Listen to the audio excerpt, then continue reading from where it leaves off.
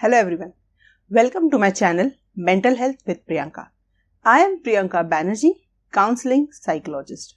In today's video, we will talk about how to do emotional first aid on our loved ones या how to help our loved ones heal. Emotional first aid पे मैंने already 2 videos बनाए हैं, link आपको description में मिल जाएगा. Many a times in our life we find ourselves in situation where we see our loved ones in pain. Could be because of personal reasons, either they have gone through a breakup or something like that, or professional reasons, whether they are having a difficult boss, yeah, they are not able to find a proper job, yeah, they failed the exam, whatever it is. But we many a times find our loved ones going through difficult phase, emotionally draining phase, emotionally bleeding phase, and we want them to help. But they find it difficult to open up to us. Research shows कि हम ज़्यादातर times हमारे जो emotions हैं वो हमारे closed one से ही छुपाते हैं, because we fear that they will not understand or they will judge us, right? But times have changed because we need to equip ourselves कि हम इस सिचुएशन से डील कैसे करें, हम कैसे उनको हेल्प करें. अगर हमारे पास सही स्किल सेट होगा या सही नॉलेज होगा तो हम डेफिनेटली हमारे जो लव्ड वंस हैं उनको इस क्राइसिस के टाइम पे हेल्प कर पाएंगे. कई बार हम देखते हैं कि हमारे लव्ड वंस जो है वो डिफिकल्ट टाइम से जा रहे हैं and we understand that they need professional help, उनको ट्रीटमेंट चाहिए, बट वो डिनाई करते हैं, and that time we also don't know how to help them. So this video will have two skills which you can apply on them even when they are going through any difficult phase and you want to help them, support them and help them get better. The first thing that we can do to help our loved one heal is our presence. Just the presence. We all have read researches. कई बार हम देखते हैं newspaper में आता है, magazines में, articles में निकलता है that pets are very helpful for mental health. Pets help to recover from depression. Have we ever wondered कि pets actually क्यों help करते हैं? It's their presence. So our presence in itself can be so strong that we can help our loved ones heal. But how? What type of presence? ये एक बहुत important question हो जाता है. What type of a presence? A presence which is non-judgmental, जहाँ हम सामने वाले को जज नहीं कर रहे हैं, जहां हम उसे नैग नहीं कर रहे हैं, उसे कॉन्स्टेंटली क्रिटिसाइज नहीं कर रहे हैं. हम उसे हमेशा ये नहीं याद दिलाएंगे कि मैंने बोला था ऐसा मत कर, फिर भी तूने किया. That's why you land up in this situation. If our presence is a criticizing presence, a nagging presence, then it will not help.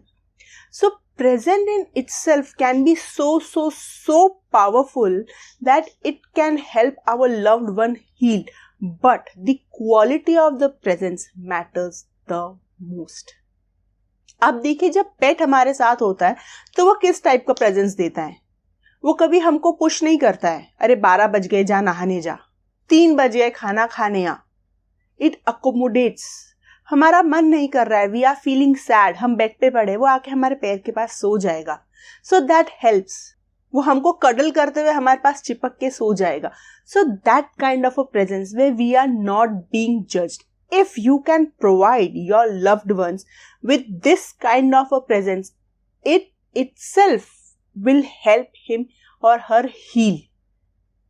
बहुत ज्यादा थेरेप्यूटिक हो जाता है फिर वो presence. Second thing that can be done is listening.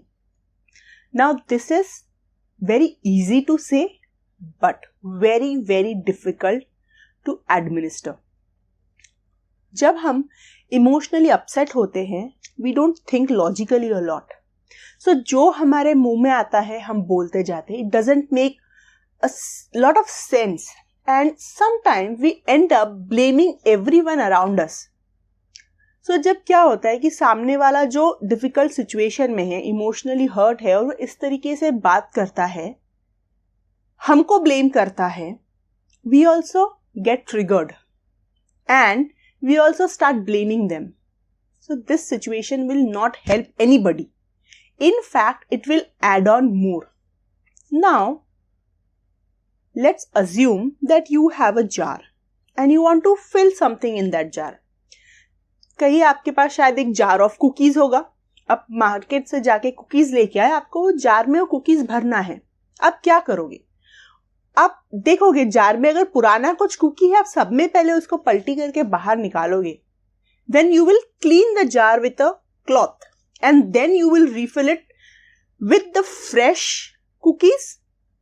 पुराना जो भी कुकी रहेगा आप ऊपर रखोगे ताकि वो जल्दी यूज्ड अप हो जाए. सिमिलरली आपके पास अगर कोई कंटेनर है जिससे आप मार्केट से दाल या चावल लेके आए हो और आपको उसमें स्टॉक करना है, और अगर ये कंटेनर में ऑलरेडी दाल रखी होगी, आप सेम प्रोसीजर अप्लाई करोगे. पुरानी दाल को पहले निकाल के एक दूसरे कंटेनर में रखोगे, चेक करोगे कि वो दाल यूज कर सकते हैं क्या.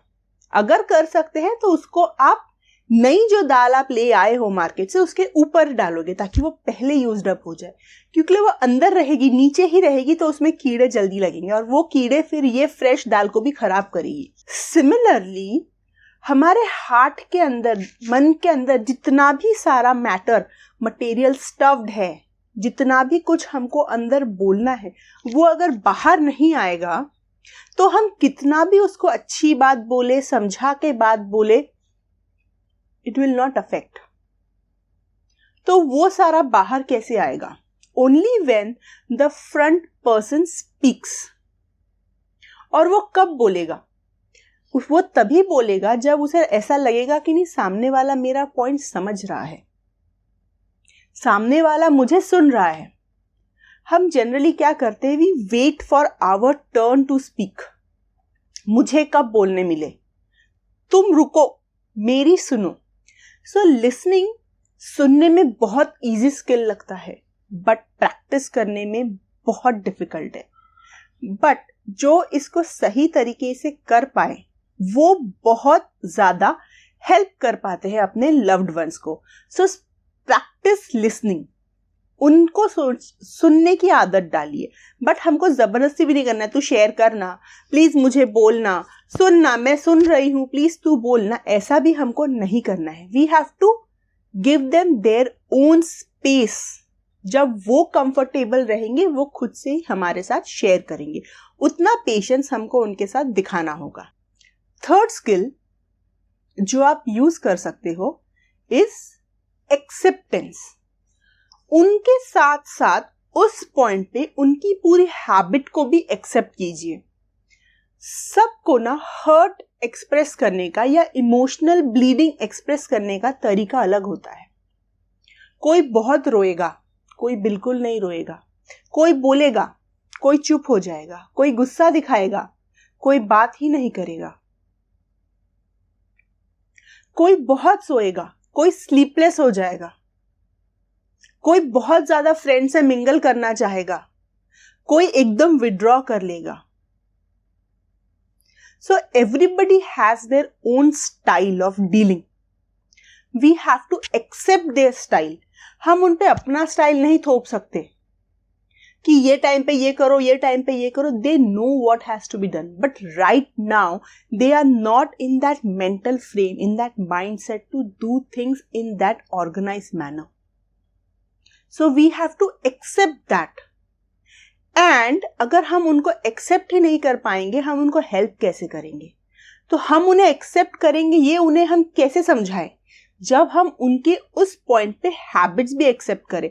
Now when I say this, I also want you to understand कि हमें हमारी आंखें खुली रखनी है कि हम उस पॉइंट पे जो गलत हैबिट्स है, कई बार ऐसा होता है कि हम देख रहे हैं इमोशनली हर्ट है, then they pick up wrong habits like drinking या सब्सटेंस यूज. हमें उन सब चीजों को नहीं अलाउ करना है कि हमें बोला गया है कि एक्सेप्ट करना है तो हम उन सब चीजों को भी एक्सेप्ट करें. No, not that. उस पॉइंट पे हमें इमीडिएट एक्शन लेना है, बट वो खुद को हार्म करते बिना करे, नहीं करते हुए जो भी चीजें करते, फॉर एग्जाम्पल उनका मन कर रहा है सोने का बहुत ज्यादा, ठीक है, 1 दिन, 2 दिन, 4 दिन, 5 दिन, जब तक आप कई बार उनसे आराम से बात कर सकते हो कि इतना सोने से is it helping you, but उसके बाद अगर हम उनको पुश करेंगे it will not help them. So accommodate their habit, accept their habits, but थोड़ा सा हमें कहीं अगर लगे तो हम अपना इनसाइट दे सकते हैं, बट फिर वो नहीं एक्सेप्ट करे, हमें वो स्पेस देना पड़ेगा. क्योंकि हीलिंग जरूरी नहीं है कि 2 दिन में ही हो जाए या 4 दिन में हो जाए. किसी को हफ्ते लगते हैं, किसी को महीने, किसी को साल. We need to understand that कि सबका कोपिंग सिस्टम अलग है, सबका कोपिंग पैटर्न, कोपिंग स्टाइल अलग है. So that's where we have to accommodate. Fourth important thing that can be done is give hope. Life में हर कोई डिफिकल्ट सिचुएशन से जा रहा है. At that point of time, you can give them hope that this situation is temporary. You can come out of it. You can share motivational stories or you can send them motivational quotes, but you need to understand कि आपके loved ones किस चीज को accept करेंगे. But while doing so, we also have to keep in mind our own non-verbal communication. Generally मेरे teenage clients के साथ ऐसा होता है कि पेरेंट्स बोलते हैं नहीं नहीं हम तो इन्हें बहुत मोटिवेट करते हैं, but how they talk is हमारे टाइम पे तो इतना कुछ हमने कर लिया, हमको तो कुछ ये नहीं होता था, बट आजकल तुम लोग को तो इतनी हम फैसिलिटीज देते. See when we start talking like this is not supportive, this is critical, this is nagging. So if we talk in this tone it will not help them. In fact उनसे जो हमारा relationship है वो भी खराब हो जाएगा, and which is not something we want at this particular point of time. So हमें उनको होप कम्युनिकेट करना है, बट ये ध्यान में रखते हुए कि हम कैसे वो होप कम्युनिकेट करें. कम्युनिकेशन का ये बहुत इंपॉर्टेंट है कि मैं जो मैसेज देना चाह रही हूं सामने वाला उसे वैसे परसीव करे, otherwise it is going to backfire. So आपको सब में पहले ये समझना पड़ेगा कि मेरे जिसे मैं हेल्प करना चाह रहा हूं उसे होप में कैसे दूं. जब आप एक बार वो समझोगे it will be easier for you to help that person give hope.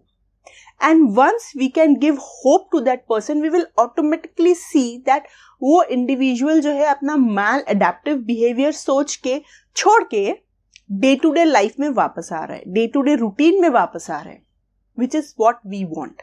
Fifth thing, be calm yourself.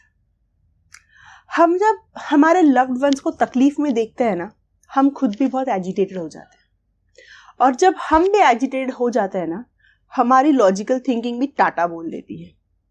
तो सामने वाला जो ऑलरेडी तकलीफ में है he is also not thinking logically. आप एजिटेटेड हो गए हो, आप भी अगर उस पॉइंट पे लॉजिकली नहीं सोचोगे, आप खुद देखो कि कितना कियोस क्रिएट हो जाता है. The moment we are agitated हमारा ब्रेन क्या करता है, वो फाइट या फ्लाइट मोड पे चला जाता है. सो डेफिनेटली वो जो नॉर्मल रिस्पॉन्सेज है वो नहीं करेगा. हम एजिटेटेड, सामने वाला agitated, just imagine the amount of chaos around and which is not what we want. हमें काम रहना है, we have to be concern. Definitely मैं ये नहीं बोल रही हूँ कि काम मतलब हम कंसर्न ही ना दिखाएं. हमें डेफिनेटली सामने वाले की फिक्र हो रही है, हम अंदर से बहुत वरिड है कि वो ऐसा क्यों कर रहा है, कब तक ठीक होगा, उसे कहीं आगे और कुछ ना हो जाए. सारे हमारे कंसर्न्स जेन्युइन हैं, but we have to demonstrate calmness. हम काम रहेंगे ये सिचुएशन में तो डेफिनेटली सामने वाला इंडिविजुअल भी ये कामनेस को पिकअप करेगा. आप एक चीज देखिए, कई बार ऐसा होता है कि एक इंसान गुस्से में होता है और वो किसी और से बात करता है गुस्से में, वो भी गुस्से में हो जाता है, ये दोनों का कुछ चल रहा होता है, तीसरा कोई आता है रोकने के लिए, वो भी गुस्सा हो जाता है, बिकॉज कोई कामनेस मेंटेन नहीं कर पा रहा है and the situation goes bad. कई बार ऐसा होता है कि फॉर एग्जाम्पल हमें इंटरव्यू के लिए जाना है या ट्रेन पकड़नी है, हम घबरा, अरे बाप रे लेट हो गया, और उस घबराहट में कई बार हम टिकट भूल जाते हैं, या टिकट कहाँ रखा हमको ढूंढना पड़ता है, मोबाइल किस पॉकेट में रखा हमको ढूंढना पड़ता है. जस्ट सिंपल छोटी छोटी चीजों पे जब हम परेशान होते हैं हमें ढूंढना पड़ता है. तो ये तो उन लोगों की बात है जो हमारे लाइफ में बहुत इंपॉर्टेंट है. So it's very very important that we learn to demonstrate calmness. And हम जब काम रहेंगे ना, तब हम उनको और अच्छे से ऑब्जर्व कर पाएंगे कि क्या वो हील हो रहे हैं या उन्हें और किस टाइप की हेल्प चाहिए. सो इसलिए demonstrate calmness is very very important. ये थे कुछ 5 skills to help your loved ones heal. If you think this video was helpful, please subscribe to the channel and share it with others. इसके बावजूद भी आपको कोई और क्वेरीज है मुझसे, you can definitely email me. मेरा मेल आईडी आपको डिस्क्रिप्शन में मिल जाएगा. You can also follow me in my Instagram. मेरा इंस्टा हैंडल भी आपको डिस्क्रिप्शन में मिल जाएगा. Till then, be mentally fit.